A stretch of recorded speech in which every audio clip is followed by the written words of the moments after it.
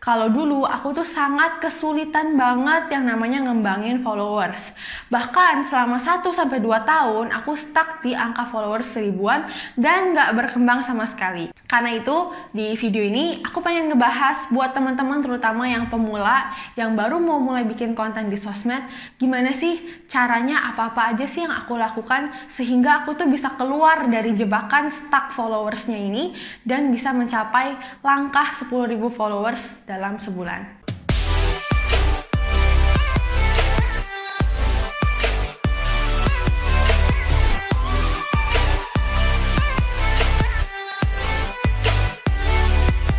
Halo friends dan welcome back di YouTube channel Victoria Wong. Buat teman-teman yang baru aja mampir ke channel ini pertama kali, aku mau ucapin selamat datang.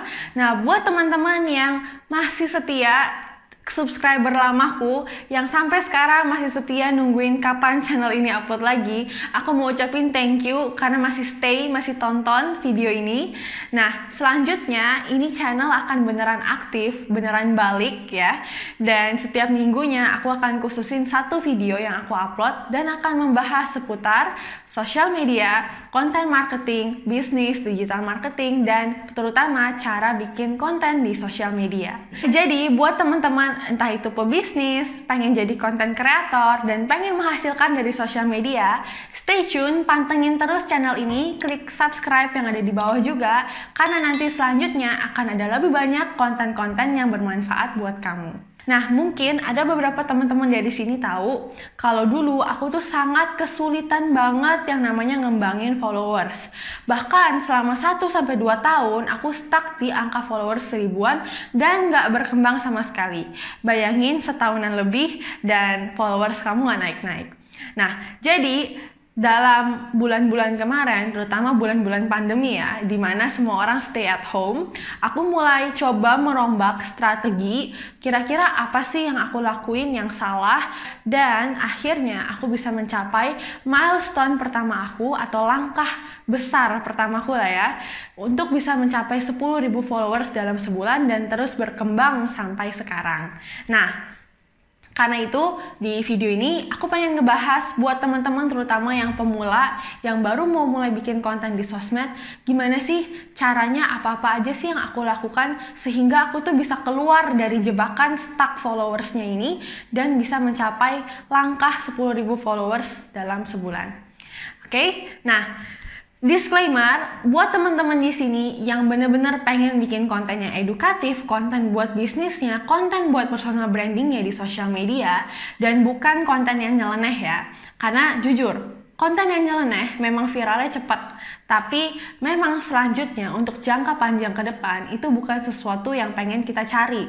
Nah, kalau seandainya yang kamu cari itu adalah cara bikin konten yang bermanfaat, yang edukatif, yang juga bisa ngembangin branding kamu ke depannya, maka tonton video ini sampai habis. Langsung aja, step pertama yang aku lakukan itu adalah pilih target market yang spesifik. Oke, ini yang biasanya teman-teman di dunia online mungkin sebut dengan niche, tapi aku akan sederhanain dengan step ini. Intinya, pada saat kamu mulai bikin konten, bayangin kamu tuh lagi mau masuk ke lautan yang luas. Yang luas banget, ada banyak konten kreator, akun-akun lain yang sudah terlebih dahulu bikin konten. Apalagi kalau kamu masuk ke platform seramai Instagram, seramai YouTube seperti ini. Oke, karena itu penting buat kamu untuk bisa nentuin area atau market mana secara spesifik yang pengen kamu kuasain lebih dahulu. Jangan langsung nyemplung ke lautan yang luas ini dan nargetin semua orang, sebanyak mungkin orang, jangan. Karena nantinya kamu akan sulit bersaing dengan kompetitor-kompetitor besar ini, dengan orang-orang di luar sana yang udah mulai bikin konten terlebih dahulu. Jadi misalnya aku kasih contoh, kamu pengen terjun ke topik fitness. Ini aku ngambil topik yang cukup populer ya. Topik fitness itu ada banyak banget, oke? Ada yang ngebahas soal dietnya, ada yang ngebahas soal workoutnya, olahraganya, bahkan di olahraganya ada banyak macam. Ada yang ngebahas Muay Thai, ada yang ngebahas boxing, ada yang ngebahas pilates, gimnastik, sebagainya. Nah, yang pengen kamu lakukan di sini adalah pilih topik konten yang spesifik dan sesuaikan itu dengan market yang ada di luar sana. Misalnya aku kasih contoh, kamu milih pilates, oke? Jadi di sini dari sekian banyak kategori olahraga, kategori fitness, diet, segala macam, kamu milih spesifik untuk ngajarin pilates doang. Oke, nah dari situ coba kamu cari di luar sana orang-orang yang butuh pilates itu yang seperti apa sih? Oke, misalnya orang-orang yang butuh pilates itu biasanya cewek. Biasanya yang ngikut yoga, ngikut pilates itu cewek kan. Nah setelah itu berarti kamu udah tahu target market kamu mayoritas adalah kemungkinan besar itu wanita. Nah cuman di sini pentingnya buat kamu spesifikin lagi. Oke, kira-kira wanita yang seperti apa? Apakah itu ibu-ibu yang mungkin baru saja melahirkan dan pengen nurunin berat badan, atau mungkin working moms, ibu-ibu yang nggak punya waktu untuk bisa olahraga, atau mungkin remaja wanita, atau mungkin wanita-wanita kantoran. Nah, ada banyak sekali, oke? Yang pengen kamu lakukan di sini adalah pilih yang mana yang paling cocok sama apa yang kamu bahas. Misalnya kamu pilih khusus buat ibu-ibu yang baru saja melahirkan. Kamu pengen membantu mereka supaya bisa punya tubuh yang ideal lagi dengan melalui pilates. Oke, berarti konten yang kamu bahas itu pilates dan market yang kamu tuju itu adalah ibu-ibu yang baru saja melahirkan. Oke, karena itu nanti semua konten kamu di sosial media, semua pesan yang kamu sampaikan di sosial media, kamu udah tahu cara penyampaiannya kayak gimana karena kamu udah tahu mau targetin buat siapa. Aku kasih contoh satu lagi, niche finance atau keuangan. Nah, keuangan di sini tuh banyak banget. Ada yang ngebahas investasi toh, ada yang ngebahas soal ngelola duit doang, ada yang ngebahas soal reksadana segala macem. Nah, di sini dengan banyaknya opsi, kamu pilih spesifik yang mana yang pengen kamu bahas. Misalnya, kamu pengen bahas khusus keuangan atau kelola duit buat pemula. Di sini berarti topik konten yang kamu bahas, itu kamu udah tahu kan, kamu nargetin anak-anak muda, mahasiswa-mahasiswi. Berarti bahasanya kamu, gaya penyampaian kamu di sosmed, dan konten-konten yang kamu pakai, itu akan lebih kesannya anak muda. Bahasa yang gampang, bahasa yang kekinian, dan dari situ yang kamu bahas juga simple-simple. Misalnya kamu bahasnya dari apa sih reksadana, terus gimana sih caranya mulai buka rekening saham. Nah jadi dengan begini kamu jadi tahu apa yang mau kamu bahas dan kamu pun gak kehabisan ide konten karena kamu tahu siapa di balik yang nantinya lihat konten kamu. Nanti seiring dengan perkembangan followers kamu, maka baru kamu mengembangkan pembahasan konten kamu, oke? Misalnya tadinya kamu ngebahas hanya pilates untuk ibu-ibu yang baru saja melahirkan. Nah, begitu followers kamu udah mulai berkembang nih, kamu lihat followers kamu minatnya mulai berubah juga ke arah mana. Misalnya mereka mulai berubah, mereka pengen dapetin resep diet juga, resep makanan. Nah, berarti kamu mulai ngebahas soal makanannya, oke? Atau misalnya tiba-tiba followers kamu mulai nambah yang dari anak-anak muda. Nah, berarti kamu bisa mulai ubah penyampaiannya. Jadi ketika followers kamu nantinya berkembang, itu baru di sana kamu lebarkan konten kamu, cakupan konten kamu. Misalnya tadi di finance, kamu awalnya cuma ngebahas yang basic-basic keuangan buat pemula, tapi begitu followers kamu berkembang, kamu mulai ngebahas hal-hal yang cukup detail, oke? Sama halnya dengan aku, waktu awal-awal itu aku fokus hanya ke orang-orang yang pengen jadi konten kreator. Tapi semenjak udah 10.000 followers ke atas, berarti kan marketku nih tambah luas. Dan berarti kemauan mereka tambah banyak. Nah, mulai datang orang-orang yang pengen dibikinin konten, bahas konten soal gimana caranya bikin konten buat jualannya dia, bikin konten buat bisnisnya dia. Nah, jadi akhirnya aku mulai perluas target marketku nggak hanya konten kreator, tapi orang-orang yang pebisnis online, jualan online, dan sebagainya. Oke, jadi terus riset market kamu, jangan bosan-bosan untuk riset market, ngenalin market kamu, karena itu adalah kunci untuk bikin konten yang menarik. Oke, nah step yang kedua yaitu bikin konten yang sesuai dengan marketmu. Oke, step ini kedengarannya mudah, simple, tapi dalam prakteknya banyak banget aku lihat di luar sana, apalagi terutama buat teman-teman yang masih sering bingung harus posting apa, harus bikin konten apa, itu karena kamu terlalu memprioritaskan yang ada di pikiran kamu waktu mau bikin konten itu adalah aku mau bahas topik apa ya hari ini? Aku mau bahas konten apa ya hari ini? Padahal yang harusnya ada di pikiranmu itu adalah kira-kira konten apa yang marketku ini butuhkan atau kira-kira konten apa yang marketku ini inginkan. Oke? Jadi karena kita terlalu fokus sama topiknya, sama kontennya itu sendiri sampai kita lupa kalau sebenarnya ide konten itu berasal dari market dan sebenarnya kita tuh bikin konten buat mereka. Nah, karena itu terutama nih aku kasih contoh buat teman-teman, let's say yang nonton ini lagi ada yang jualan baju. Oke, jualan baju. Nah, jualan baju buat remaja. Misalnya kamu jualan baju khusus yang Korea-Korea. Nah, berarti karena kamu tahu target market kamu adalah anak-anak remaja yang suka Korea-Koreaan, suka penampilan gaya Korea, berarti kamu juga bisa nyisipin konten yang misalnya ngebahas soal Korean drama, atau kamu bisa ngebahas soal K-pop dan sebagainya. Jadi, ide konten kamu itu berasal dari keinginan atau berasal dari si market ini. Oke, jadi kamu bisa ngebahas soal seputar Korean drama, Korean music, kamu bahkan bisa ngebahas rekomendasi K-drama yang ngetop, atau kamu bahkan bisa ngebahas gimana fashion atau OOTD yang Korea-Korea yang sesuai dengan drama yang lagi ngetrend sekarang. Oke, nah semua ini kamu dapatkan karena kamu fokus ke marketnya, karena kamu tahu marketnya ini suka apa. Jadi, kalau kamu lagi bingung ide konten, coba pikirkan kembali, kira-kira apa sih konten yang menarik marketku, dan kira-kira apa sih masalah dan keinginan yang dimauin marketku, dan apa konten yang bisa aku bikin, atau konten apa yang bisa aku kasih buat dia, sehingga dia bisa mencapai keinginan dia ini. Oke, misalnya tadi kita pakai contoh yang fitness, Pilates. Nah, dia pengen supaya bisa turun berat badan, tapi dia baru aja melahirkan dan entah itu sibuk sama anaknya segala macam. Nah, berarti tugas konten kamu itu adalah membawa dia dari titik ke nol atau titik dia nggak bisa lah ya, sampai akhirnya dia bisa menuju ke titik yang dia inginkan. Jadi nanti konten kamu akan ngebahas soal gimana caranya balance olahraga sambil jadi moms, terus gimana caranya untuk bisa olahraga pilates, workoutnya kayak gimana, terus makanannya kayak gimana, dan semacamnya, sehingga dia bisa mencapai goalnya, yaitu punya tubuh yang ideal. Nah, step yang ketiga yaitu collab atau kerjasama.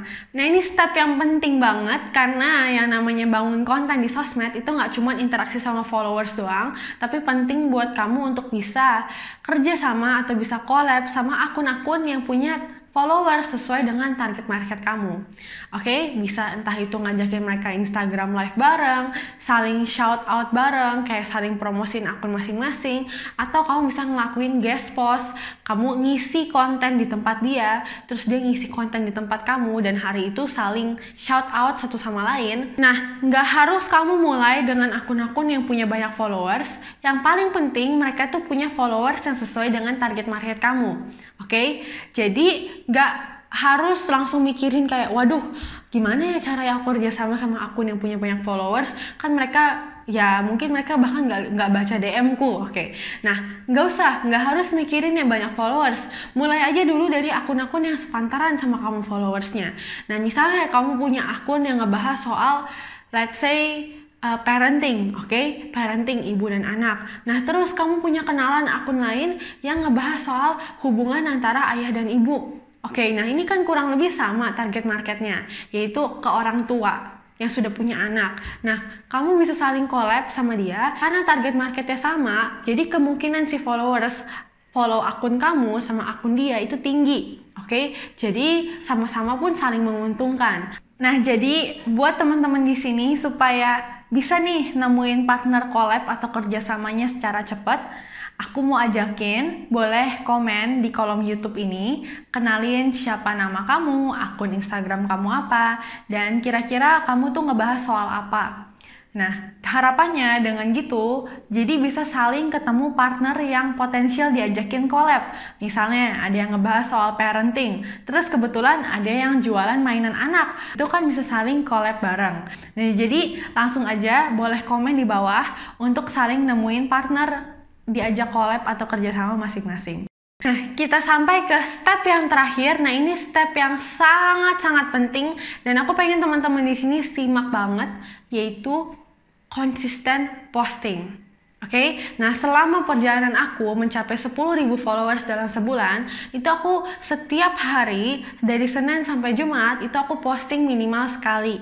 Oke, nah buat teman-teman di sini yang bisa posting setiap hari itu lebih bagus lagi, karena yang paling penting dalam mengembangkan akun kamu di sosial media itu adalah gimana caranya kamu bisa nyimbangin kuantitas sama kualitas. Konsisten itu sendiri bukan artinya dalam sehari kamu langsung posting banyak post, oke?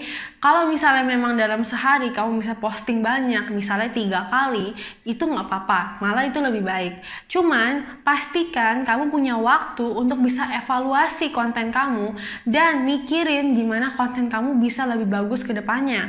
Karena kalau dari pengalaman aku, orang yang terlalu condong ke kuantitas atau dalam sehari bisa postingnya banyak, itu tidak terlalu punya waktu untuk melihat kualitas, oke? Evaluasi konten dia, kira-kira apa yang bisa aku lakukan supaya bisa lebih baik. Dan jangan sampai dalam sehari kamu posting banyak, terus hari-hari selanjutnya kamu nggak posting lagi. Nah, lebih baik kamu bagi rata supaya setiap hari kamu bisa posting. Karena konsisten itu bukan berarti berapa banyak, tapi konsisten itu gimana kamu terus muncul setiap harinya. Sama halnya dengan teman-teman yang terlalu condong ke kualitas sampai akhirnya kamu nggak posting-posting, itu juga jangan sampai kejadian. Karena gini, itu namanya perfeksionis. Dan waktu di awal-awal aku juga ngalamin hal yang sama, perfeksionis. Nggak mau posting-posting, tiap kali posting selalu overthinking. Padahal untuk bisa berhasil dalam posting, itu kuncinya bukan di berapa banyak atau berapa lama kamu mikirin postingnya, tapi berapa sering kamu testing posting itu, berapa sering kamu upload dan tes lihat hasilnya. Jadi buat teman-teman di sini yang masih sering takut, sering overthinking, terus perfeksionis kalau bikin konten, aku pengen nekanin kalau sebenarnya entah itu konten kamu nantinya hasilnya bagus atau enggak, itu semua adalah bagian dari proses proses trial dan error, dan maklumin aja semua itu karena itu adalah bagian dari perjalanan kamu mencapai konten yang berhasil. Kamu nggak akan tahu konten kamu itu bagus atau enggak selama kamu belum posting, dan semakin kamu overthinkingin konten ini, maka semakin jadinya kamu makin enggan untuk terus testing, padahal kuncinya untuk berhasil itu ada di tes terus sampai akhirnya kamu bisa dapat konten yang menarik. Jadi angka apapun yang kamu dapatkan dari konten kamu, itu anggap aja itu adalah sebuah bagian perjalanan dari trial dan error kamu. Karena kamu gak akan tahu konten mana yang bagus, dan kamu gak akan belajar untuk bikin konten yang bagus selama kamu belum pernah ngalamin konten yang jelek, oke? Dan kamu gak akan pernah tahu konten mana yang bakalan viral. Bisa jadi konten kamu hari itu yang bakalan kamu posting itu bisa viral, tapi gak kejadian karena kamu takut, karena kamu overthinking, karena kamu gak posting. Nah, kalau gitu kan jadi sayang banget. Nah, karena itu testing aja terus belajar dari trial dan errornya, karena itu bagian dari proses. Nikmatin aja prosesnya dan percaya sama prosesnya akan membawa kamu sampai ke tujuan kamu. Karena itu buat teman-teman di sini, terus semangat, konsisten aja. Pasti akan nyampe hasilnya, percaya sama proses kamu. Oke, nah jadi itu dia 4 langkah yang aku lakukan untuk bisa mendapatkan 10.000 followers dalam sebulan. Yang paling penting adalah kamu take action, kamu benar-benar eksekusi semua step-step ini, dan gak hanya dengerin omongan aku doang, tapi beneran dilakukan. Oke, paling penting juga kamu kenalin market kamu, karena semua konten yang menarik itu semua dasarnya, kuncinya itu ada di market. Nah, buat kamu yang pengen belajar lebih dalam lagi tadi soal riset market, ngenalin market, dan apa aja sih strategi rahasia yang aku lakukan untuk bisa ningkatin followers di sosial media dan bisa ngubah followers aku jadi klien atau customer aku dan bisa menghasilkan dari sosial media, ini semua aku bahas di dalam Passion to Profit Challenge yang ada di dalam akademiku, Sika tadi.